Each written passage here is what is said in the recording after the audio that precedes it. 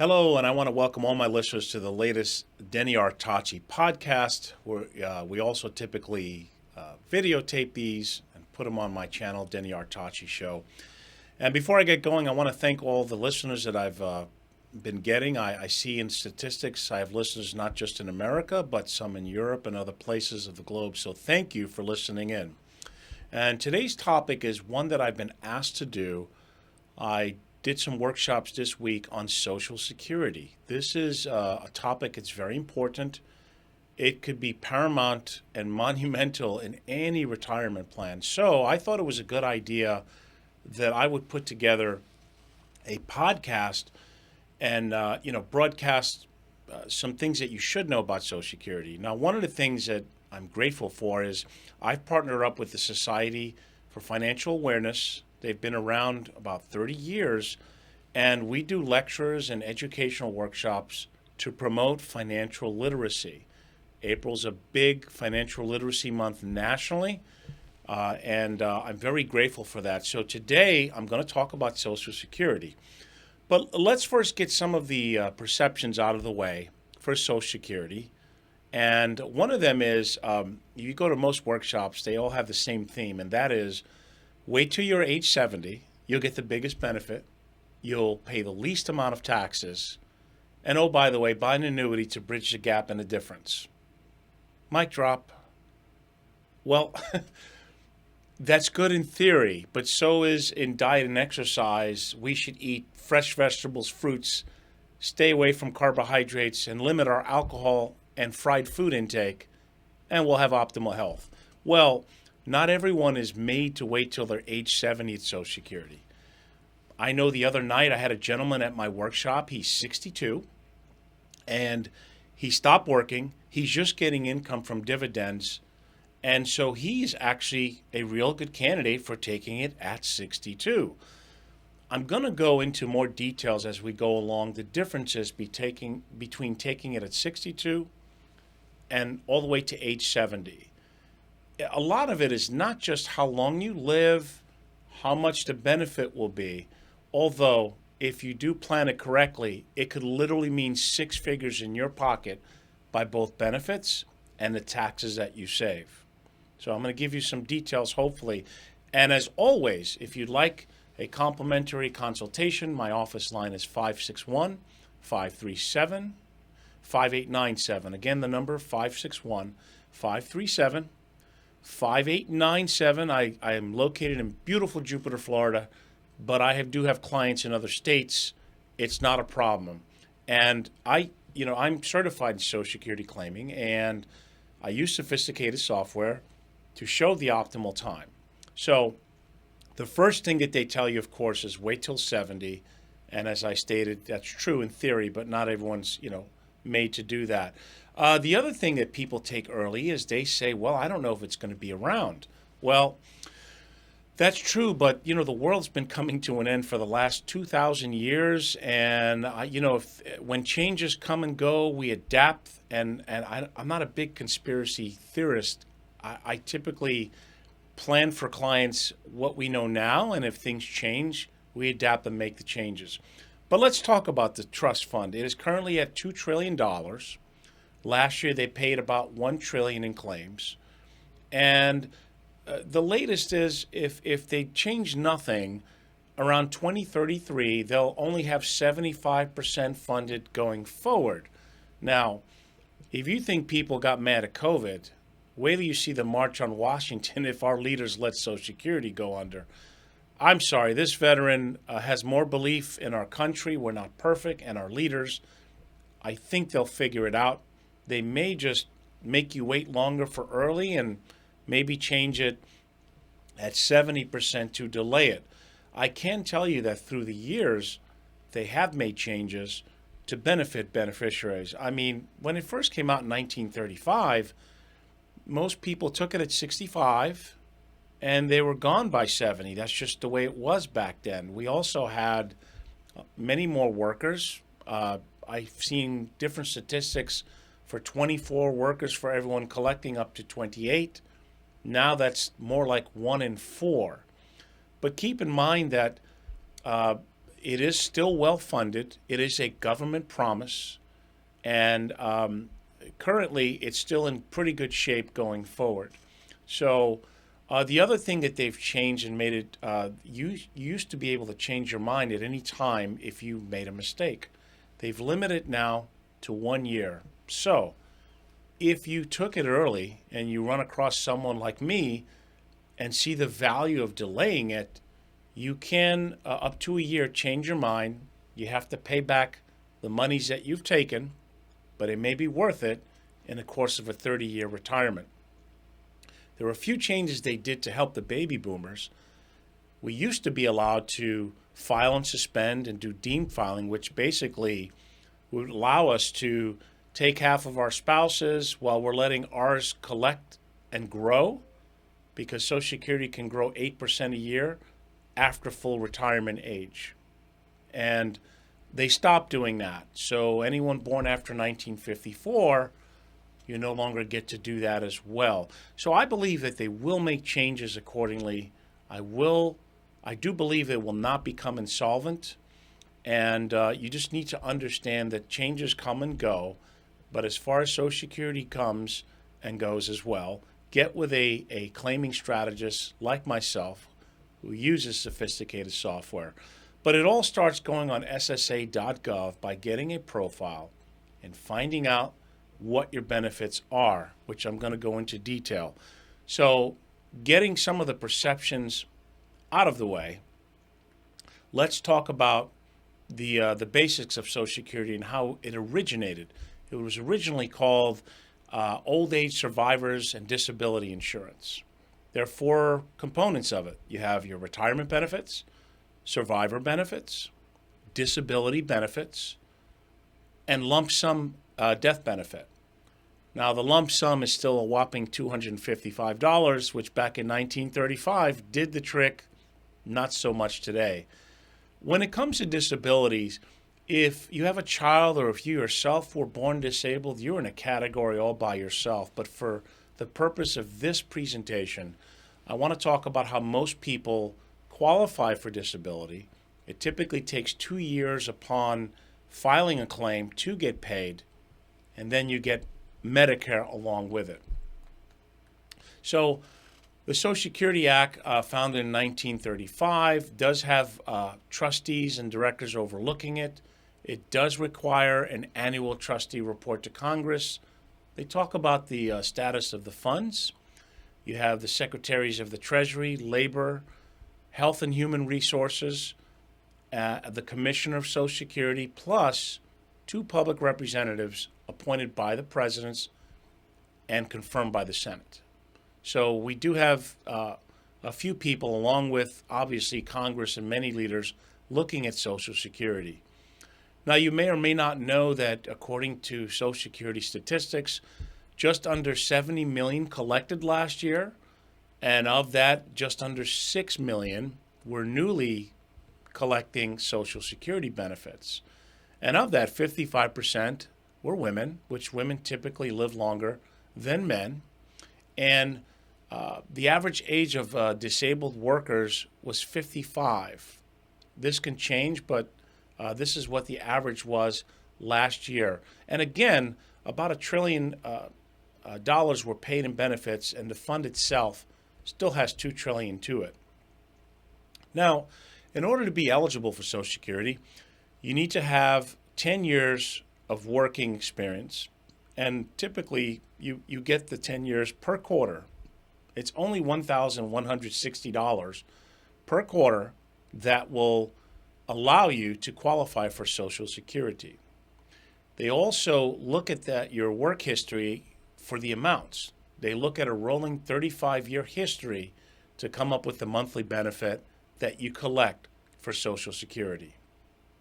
Now, when it comes to disability, typically you have to have 6 credits to qualify for disability, but you also have to pass a work test and a duration of work test.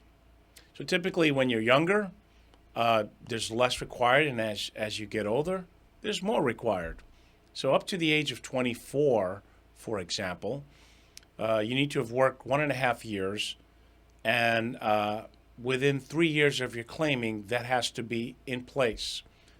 After the age of 24 up to 31 years of age, you typically have to work 50% of the period, beginning with the quarter after you turn 21, which ends with the quarter that you become disabled.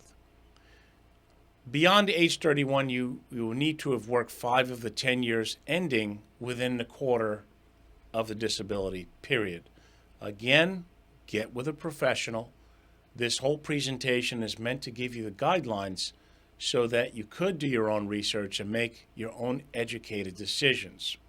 In round figures, the 28-year-old may only need 1.5 years of working to qualify. The 42-year-old might need 5, and as we slide up, the 50-year-old needs 7, and the 60-year-old needs 9 years to qualify for the duration of the work test for disability.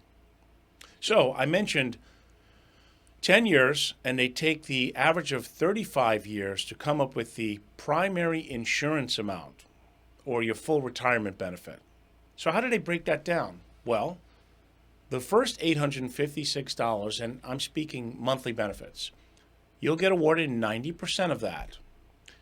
Then above $856 to the amount of $5,157, you'll get 32% of that. Anything above that, you will get 15%, and that's how they come up with your monthly benefit. But folks, don't wing it, don't guess, go to SSA.gov. It will tell you to the dollar what your primary insurance amount, so that when you get with myself and we run the software, we look at the optimal time to take it. And so you can make your own decision. Now, the second component is obviously, the other component is survivorship. So spouses can collect while living half of the beneficiaries of the benefits of Social Security. But if your spouse passes on, you can qualify for the full amount. But you also, if you take it before full retirement age, it is a reduced amount, which I'm going to get into specific details. There's really 3 main times to take Social Security: early at 62, full retirement at 66, and delayed at age 70. Now, this is assuming everyone who was born after 1960, because prior to that, up to 1954, full retirement age was 65. And so every year after that, they added 2 months in there, so that we're now up to where we are at age 67. So survivor benefits are made for the passing of your spouses. You typically, you don't need more than 40 credits, and typically the spouse or worker need to have been employed 1.5 years during the 3 years prior of their death for the benefit to take place. Old spouses or former spouses, I don't want to say old, they can collect as well. So if they were married to you for at least 10 years, they can collect the benefit of Social Security. And widowed individuals also need to understand that they could start collecting for reduced benefits starting at age 60 or at age 50 if they are disabled. Now, children under the age of 16 also are eligible for benefits. And if your child is disabled as well, they're eligible.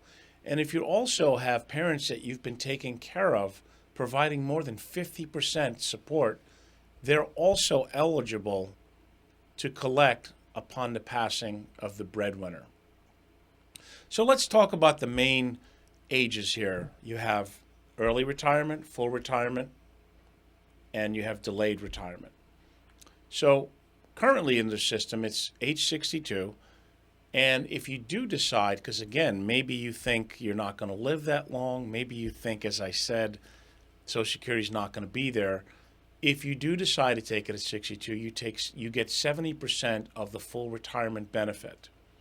Now, it's not just you that gets a haircut. Your spouse at that point will only be eligible for 32.5% of the benefit, where at age 67, you can get the full amount and your spouse would get half of that full amount as well. And it does go upwards in increments. There's another thing to consider when you take it early.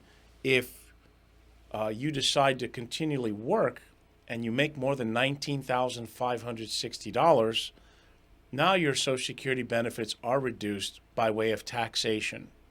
So a lot of people, they don't factor that in, and it's very important when you're planning for now and in the future. So why would someone delay it past retirement age or full retirement age? Well, because they will reward you an 8% guaranteed growth for every year you delay. So from 67 to age 70, you can collect 8% growth up until age 70. There is no benefit to go past 70, so most people start taking it at that time. Now, taxation, as I stated earlier, is very important in Social Security. Think about it this way. Whatever pension you have, whatever investment income you have, you are taxed 100% on that. And Social Security is not the case. So if you use it as a cornerstone, it does save you in taxation. If you're an individual and you make less than $25,000, you're not going to pay any taxes on Social Security. If you're a married couple, that threshold is less than $32,000, and it goes up from there. So for individuals, when you make between $25,000 and $34,000, you can be taxed up to 50% of your benefits. For a married couple, that threshold will be $32,000 to $44,000. Again, up to 50%. Above the $34,000, you can be taxed as an individual up to 85%, and above $44,000 for a married couple. So think about that. The most you would pay of Social Security is 85% of it would be taxable, where pensions and investments, you're taxed 100%. You also factor in the fact that Social Security has cost of living adjustments, where most pensions and investments do not. I know in theory some of them state as the market goes on a run, you'll get more money, but it's certainly there is no guarantee with that logic. So what if you do take it early and you do decide to work and you are making more than $19,560? Well, the way that would work, you would have to deduct $1 from benefit payments for every $2 above the annual limit. We can do the math and run it by the software. But I would say for the most part, if you're going to continue to earn income, then you would probably be better suited to delay your Social Security. Now, it used to be before they passed legislation, no matter what age, if you were collecting Social Security, they taxed you because of earnings. But they did change that.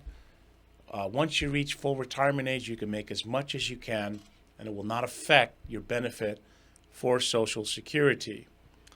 They did do a few changes, as I've stated in the past, that you could change at any time. Now you're limited to 1 year where you can change. They used to allow you to file and suspend benefits. In other words, collect,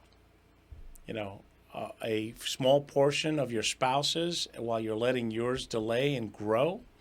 But people born after 1954, you're no longer allowed to do that. So that's why I'm confident that they'll make the changes in Social Security and not let it go insolvent as the fears are out there.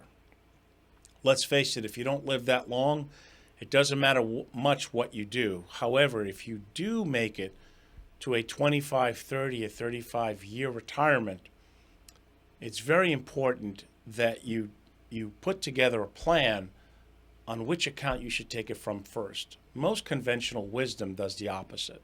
They take Social Security early and delay their investments. But from a taxation and longevity point of view, the opposite tends to be more beneficial for those. And that's where the optimization software comes into place. Again, the office line is 561-537-5897. So for most people, you fit into one of three categories. Either take it early, full retirement, or delayed. So I'm going to show you an extreme example of a couple that takes it early and one that waits when they're 70 years old. So let's use $80,000 as an income goal. So couple one decides to file early. They're getting $30,000 from Social Security income and $50,000 from their investments. So that means under their income and the thresholds, $23,850 of the Social Security benefit is taxable, and 100% of the 50, which means that their adjustable gross income is $73,850. Now the laters, which again, this doesn't mean everyone should delay, but I'm showing you the impactful difference. Same goal of $80,000, they did the opposite. They delayed Social Security, and they lived on their investments first, or predominantly, so that by the time they're 70 years old, they're getting $65,712 from Social Security as a benefit, and they're only getting $14,288 from their investments. So what did that do? Well, of the $65,000 that they're getting from Social Security, only $8,672 is taxable, which means their adjustable gross income, their tax liability, will be based on $22,960. I'm not trying to be cute, but would you rather pay more or less in taxes? And I know this is an extreme example, but it's showing you the impactful difference between taking it early and delaying it from a taxation standpoint. I've stated that many people have said that, well, if I take it at 62 and live to age 77, I broke even and I've made the same amount of money at 77. Should I have delayed it from age 70 instead? And I've been getting paid all this time. But they don't factor in the taxation. Now, I'm not a gambling man, but if I were to take a guess, I would say taxes go higher from here. We've had the historically low tax rates. We have $32 trillion last time I checked of bills that we have to pay. So if I were to take a guess, I would say taxes go higher from here, not lower. This is why it's very important to plan properly and get with a professional that can minimize this, because it may not mean much the first 10 years. Once you start getting into your 70s and 80s, that's when it can be devastating. So simply, from age 62 to 70, there is a minimal of 76% difference in pay. If you throw in a cost of living adjustment of, say, just 2.2%, that's a 110% difference. So if you live another 20 years in retirement, that difference is just night and day. And remember, Social Security does have cost of living adjustments. Because of our current inflationary times, they approve 5.8% cost of living adjustments. I know recently in the last few years, when we had lower inflationary times and more prosperity, there were no cost of living adjustments. But going forward, they do enact laws to help the dollar grow as much as it can. And I'm not here to get political or anyone. I'm just telling you the facts that, unlike pensions and investment accounts, cost of living adjustments are available with Social Security. And in the course of a long retirement, it's a huge difference. Now, it's a personal choice. I started off by telling you that not everyone wants to wait till they're 70. A lot of factors come into play. Are you healthy? There's longevity running your family. Are you married? Are you concerned about your spouse? Are you concerned about taxation? Not what you make, what you get to keep. That's where claiming properly and having the right Social Security optimization can come into play. Obviously, delaying it has more benefits, but that's not for everyone. I stated the gentleman who was 62 that it made more sense to take it at 62 and not delay it. But until you get together with someone who can show you the difference, you can make your own decision then. Because remember, in retirement planning, it is my opinion that Social Security is the cornerstone because it's more predictable. Many people combine that with current pensions, defined benefit plans that they may have. And the reason people buy annuities is because, and they're not all treated equal. Some of them are fixed, some of them are variable, some of them have higher fees than others, but they typically buy the annuities to bridge the gaps to help buffer against market corrections and counting on predictable income in retirement so that they don't have to come back to work. Here's another reality. Many companies are no longer doing pensions and defined benefit plans. It's been costing them too much money. There's an excise tax that applies if they don't follow the Form 5500, have participation rates. Many companies just don't want to deal with it anymore. What used to be normal many years ago is not the case anymore. All the more reason why planning when to take Social Security and juggling your investment accounts is very paramount. As I stated, annuities have certain factors that people buy: guaranteed death benefit, predictable income. They're not all created equal. You have some fixed ones, but get with a professional to bridge the gap between whether or not you have a pension, when you're taking Social Security, and how are you going to deal with market fluctuations going forward. So what should you do?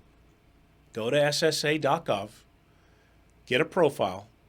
Don't guess. Find out to the dollar where your benefits are at early. It'll tell you every year up until full retirement age and then beyond to delayed retirement credits. Do that. Get with someone like myself. You're certainly welcome to give me a call, although it's not a prerequisite. I'm hoping that you got enough information on this podcast. We are also broadcasting it on the Denny Artachi Show YouTube channel so that you could make a decision that could really help you in coming years. Maybe not, you may not see the value immediately, but during the course of a long retirement, you will. My office line again is 561-537-5897. Hopefully, you've gotten enough information from this podcast so you can at least start thinking about what would be better for yourself and your family. Get with someone who can show you the optimal time to take Social Security. So once again, thank you, my listeners. I really appreciate it, and make it a great day. And stay tuned because this was an idea from a couple of people that did not come to the workshop or could not. And I think partnered up with the Society for Financial Awareness, and April being Financial Literacy Month, I want to put out more of these so that you can listen to them at your convenience. We talk about not just finance with the podcast. We talk about entertainment, world issues. I have an expert that's going to talk about COVID next week. I have a cancer survivor. We've had yoga instructors. I try and mix it up so that it's not just about dollars and cents, and try and keep it interesting. So be well. Thanks for listening. God bless, and we'll talk to you soon. Thank you.